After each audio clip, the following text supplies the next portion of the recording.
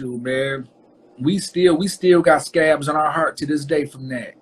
Yeah. You know what I'm saying? I mean, it was very, very devastating, man. I mean, one of the most darkest times of my life. Mm-hmm. You know, I had a real, real dark moment with Bugs. You know, Proof was the one who came to my house and told me Bugs died.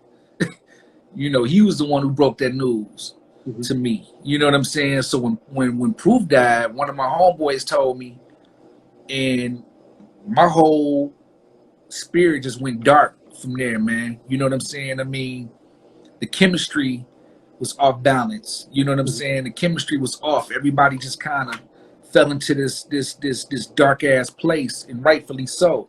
You see what I'm saying? And it was one of the darkest moments of my life. So I still got a scab to this day. I mean, you know, thank God Proof was this live bolt of energy to where if I could hear his voice right now, he'd be like, man, cheer up, you know, and that type of stuff. He was just that type of person. But at the end of the day, you human, you know what I'm saying? And I still may daydream and fall into this funk, and I might shed tears every now and then, every once in a while, you know what I'm saying? Because, you know, that was the brother right there, and it was like losing a blood brother. You know what I'm saying? So all I do is just kind of take all the jewels he dropped and the energy that I can never match his energy, but I know when it's time to be strong, and when it's time to tackle these songs, and when it's time to focus on certain elements out here in the name of hip hop or whatever. I always listen to his voice in the back of my mind on how he would have handled it, and that would help strengthen me throughout my day whenever I'm in a funk or whatever. You know what I'm saying? So rest in peace to Big Proof. Definitely. Rest in peace. So, I mean, he did a lot of, I read a lot of things about, he did a lot of things behind the scenes to promote D12 in the early days. Yeah, Proof was on a whole nother level of thinking, man. I mean, he, you know, we would be on the tour bus or whatever, and he would make it his business to send postcards to everybody he knew, and didn't want no recognition or say, yeah, I did this or did that. So he would give you the shoes off his feet, literally, and walk home in his socks.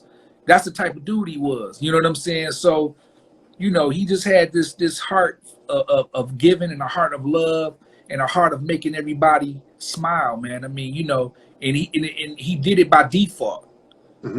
He did it by default. It's not like he woke up and was just like, yo, I'm gonna walk in here and I'm gonna do my best to make you smile. When he walked in, this is just what he did. And he carried this energy with him everywhere he went. He was just like a light, and he never wanted to sleep. And then when it's time for him to go to sleep, he'll just crash on the floor somewhere. Literally, like he'll crash on the floor somewhere. Like he'll be going for like 2 or 3 or 4 days without sleeping. And then when it was time for him to sleep, we'll be at the airport or whatever. He'll come in and you'll see him on the floor by the wall like this, sleep for a few minutes, get a little bump of energy back, and he back at it like a crack addict. You know what I'm saying? So Proof just was a special type of dude.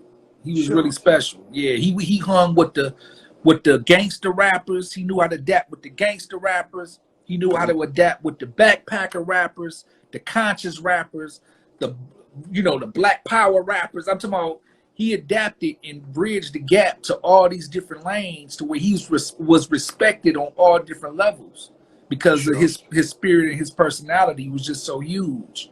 You know what I'm saying? And you know, he was just that type of person.